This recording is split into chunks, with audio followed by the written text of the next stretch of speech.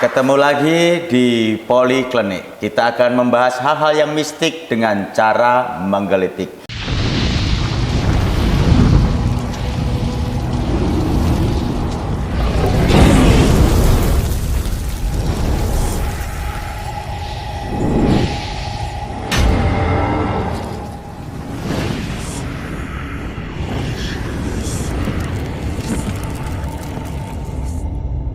Sudah lama kita tidak berjumpa dikarenakan ada sesuatu acara. Acara apa? Anda saja yang pasti tahunya. Maksudnya mereka yang banyak acara Ya, gitu. kalau kita sih nganggur-nganggur aja, Pak. Oh enggak, kita selama kita enggak tampil itu kan saya memperdalam ilmu. Oh, Ya kan? Karena zaman sekarang itu perklinikan itu sudah kalah dengan teknologi. Saya pikir menggabungkan klinik dengan teknologi. Jadi santet gitu isinya itu HP gitu. Kan kalau maju. dulu itu tanyanya kan ke paranormal. Nah, sekarang ini tanyanya ke Mbah Google. Nah, itu saya pengen berpikir piye ngalahke Mbah Google gitu loh. Kalau dulu saya kan punya warung usaha ini ya, punya usaha warung. Ya. Nah, ini kok selalu sepi. Ya, saya tanya dengan kanan kiri itu katanya harus tanya ke Mbak Ado. Lah begitu saya tanya Mbak Ado, saya pulangnya bingung, lupa. Tadi arahnya kemana aja, saking kadon gitu loh. Terus malah tanya Mbah Google. tahu Sudah plus ada GPS-nya. Iya. Nah, ini bagi untuk pemirsa yang belum kenal siapa yang berada di samping saya, ini perlu saya kenalkan, ada Ki Jomoyo. Yang kali ini kita akan membahas tema yang akan kita perbincangkan adalah tentang ajian jaran goyang. Ajian jaran goyang. Karena di ajian Semar Mesem ini banyak sekali komentar yang masuk, dan kali ini kita akan ngomongin jaran goyang. Sebenarnya yang disebut dengan ajian jaran goyang itu apa, Mbah Ki Jomoyo? Ya, hampir sama dengan Semar Mesem. Jadi ajian yang fungsinya untuk pengasihan. Oh, berarti yang viral di TikTok itu ya? Gimana? Kasihan, kasihan. Itu berarti mantra ilmu jaran goyang. Bukan begitu. Karena pengasihan itu supaya orang itu jadi kasih kepada kita. Gitu. Jadi fungsinya ini biasanya jaran goyang itu untuk mencari jodoh. Apa salahku? Apa salah ibuku?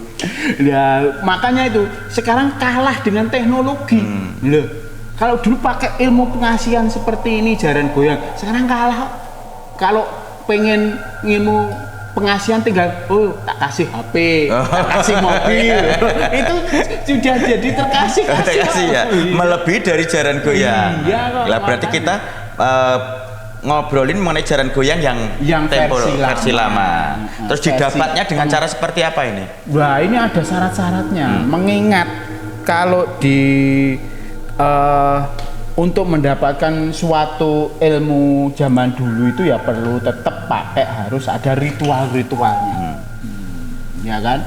Harus melalui suatu kondisi di mana dia harus merasa dalam keadaan sulit. Jadi harus, makanya disebut dengan prihatin. Prihatin. Gitu. Jadi enggak seperti sekarang pengasihan kok penak-enak ngasih uang, ngasih enggak. Kalau dulu itu orang harus melalui ritual. Ada yang namanya itu disebut dengan poso mutih. Selama 40 hari 40 malam. Poso mutih ini berarti yang dikonsumsi atau yang dimakan itu yang putih-putih ya? Iya. Umpamanya kapuk bantal, anoman, cuwilan panuh itu. Ya. Cuwilan panuh itu. Lah apa? Jadi dinamakan putih. Dan saya kan orang modern, Mbah, nggak tahu, Mbah. Ya, ini untuk pengertian kita warga-warga yang orang modern ya. Zaman sekarang dimaksud puasa mutih itu adalah puasa hanya boleh makan nasi putih dan air putih ketika memulai puasanya. Nah, ini saya perjelas dulu. Air putih atau air bening? Kalau putih itu kan berarti susu. Oh, bening nek no. Berarti Maksudnya ya- yang penting tidak berbumbu.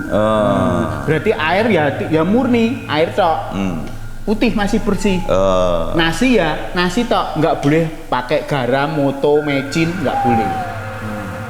Itu pun hanya ketika kalau zaman puasa yang reguler itu kan ada sahur dan buka ya ada. Lah itu cuma itu makannya itu yang putih itu Selama aja. 40 hari. 40 hari 44 hari 44 hari. 44 hari. Terus ada mantra-mantra khusus Loh, nggak? ada. Ini bisa dipelajari sendiri atau harus berguru? Sendiri bisa. Sendiri bisa. Terus mantranya seperti apa, Ki? Dipraktekkan sekarang. Larang loh ini. Loh, Terus cara selama 44 hari itu berpuasa mute di waktu tengah malam itu harus merapal mantranya. Gitu. Selama 1111 kali. satu. Enggak boleh kelewat. Harus bener 1111 kali. Selama 44 hari. 44 hari nggak boleh lowong. Sekali gagal harus dibaleni dari awal. Gitu. Pakai mantra. Ajiku jaran goyang, harus pakai goyang. Oh, gitu. Namanya jaran goyang. Jaran goyang. Kalau joran ngebor nanti dikira inul ya. Tak tamak yang pinggir, yang tengah dalam. Gitu. Sing tak sedia temeko, sing tak tuju tumomo. Gitu. Tak sabetke si jabang bayine disebut namanya. Jangan goyang. Namanya siapa? Ya siapa yang pengen dituju? Nanti kalau disebutkan di sini yang nonton langsung kintil. Lah iya, gua begitu saya selesai itu mengucapkan wah. Ini ada mengulang pertanyaan yang tempo lalu waktu konten kita yang lain, Ki. Boleh. Dari Basir Membalong, dari Basir Membalong ya, 5 bulan yang lalu bertanya, saya ingin bantuan Ki, tapi caranya bagaimana? Ini pengen bantuan apa juga belum jelas. Ya, kata infak atau sedekah. Mantranya lah, Ki. Nah, mantra tadi sudah disebutkan. Sudah sebutkan, tapi itu baru awalnya. Sebenarnya panjang. Ya, ini dari Imam Ghazali 5666. Ya. Dari Dianagung 8098, Sipjos. Nah, dari @fadil_rp. Ya. Assalamualaikum, boleh tahu lokasinya di mana, Mbah? Nah, seandainya pengen konsultasi dengan Ki Jongoyo, ini lokasinya di mana? Pengen Mohon maaf, tahu ini saya lokasinya. pakai kacamata lagi. Iya boleh dipakai. Loh ini salah satu kesaktiannya. Ini kan salah satu murid saya ini. Ya, Ya. kenapa, Ki? Lah ini pas baca malah nggak pakai kacamata.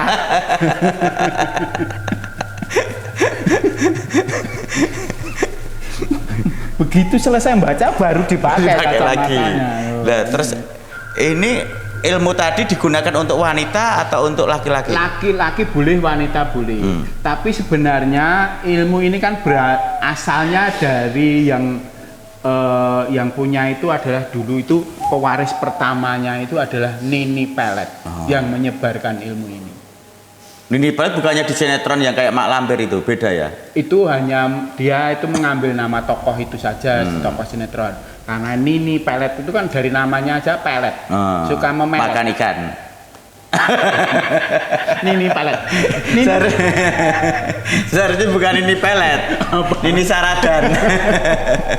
Maksudnya dia punya kekuatan Ya, memelet. melet itu ya. Mengasih, membuat orang terkasih pada Nanti dia. Nini guguk. Melet. Sebenarnya ini ilmu ini kan tapi sebenarnya untuk kebaikan. Semua ilmu itu nggak ada yang namanya ilmu hitam atau apa. Itu tinggal penggunanya. Oh, ibaratnya kalau ada sabit ini kalau untuk para petani Ya. menjadi manfaat Ya, ya. seperti itu. Tapi kalau untuk penjahat ya jadi benda senjata tajam. Ada membuat ngerampok Nah. atau Berarti buat penjahat tergantung oknum bisa ya, jadi istilahnya cara. oknum ini Iya, ya. tergantung orangnya. Gitu. Sebenarnya Terus untuk menangkal atau mengetahui orang yang mempunyai ilmu ajian jaran goyang bagaimana, Ki? biasanya Biasanya kalau ditujukan ilmu jaran goyang itu kan pasti orang yang dia itu tidak suka dengan yang punya ajian itu biasanya? Biasanya orang yang kena ya, orang yang kena itu dia akan sukanya itu nggak masuk akal. Yang tadinya benci, ngentut mesti.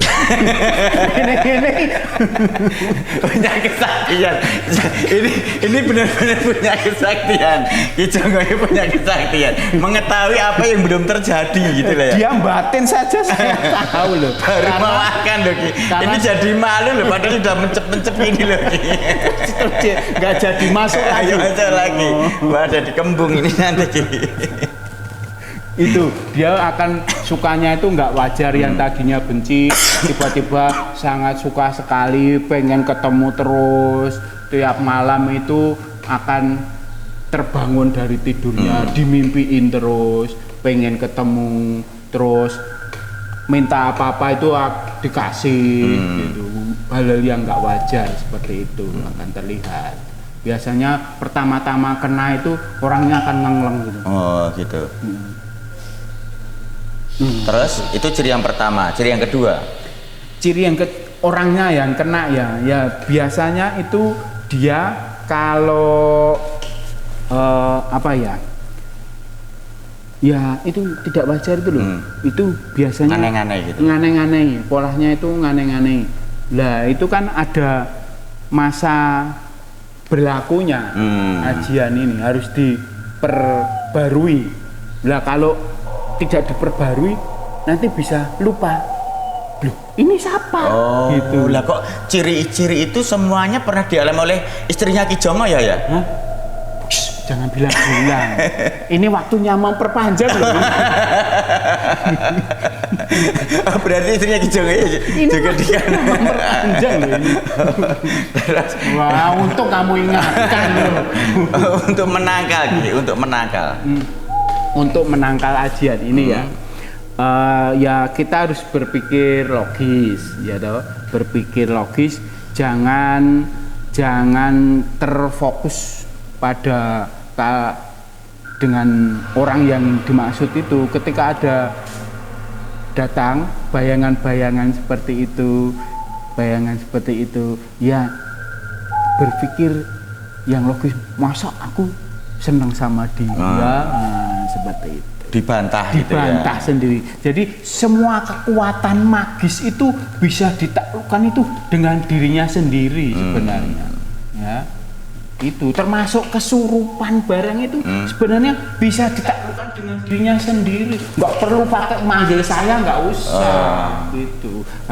Orang dirinya sendiri disadari bahwa ini. Nah itu kalau tahu. Lah kalau tidak tahu bahwa dia kena kayak kesurupan. Ya kalau kesurupan masa aku kesurupan kan nggak mungkin seperti itu tau Ki. Makanya manggil orang yang paranormal gitu loh. Sebenarnya kalau kan beda dengan yang acting itu kan beda. Sebenarnya sama. Kesurupan itu dibuat dirinya sendiri kok aslinya. Ya itu kalau yang sadar, kalau yang tidak sadar. Iya, karena dia itu kalau bahasa psikologisnya itu dalam keadaan trans. Dia itu tidak bisa membedakan kondisi nyata dan kondisi bayangannya, pikirannya dia. Sebenarnya sadar, bisa dia diberhentikan sendiri. Ketika dia sadari bahwa yang dia lakukan ini adalah di luar dirinya. Ya itu kalau menyadari, ya namanya tidak sadar kan tidak menyadari, dan bagaimana cara melepas kekangan itu kan juga sulit, oke. Makanya kesurupan itu biasanya terjadi itu ketika banyak orang. Nggak ada kesurupan pas kamu di rumah ngentutnya. Ini beneran keluar. Kesurupan itu nggak pernah terjadi. Nggak pernah terjadi ketika orang itu di rumah sendirian, ijen, nggak ada temannya, nggak ada yang ngawasi, nggak pernah. Kesurupan itu mesti terjadi ketika dia ada orang, karena sebenarnya kesurupan itu penyakit caper, cari perhatian. Gitu ya udah. Pemirsa semuanya, kita ketemu lagi di obrolan Poliklinik event episode berikutnya. Terima kasih, selamat malam.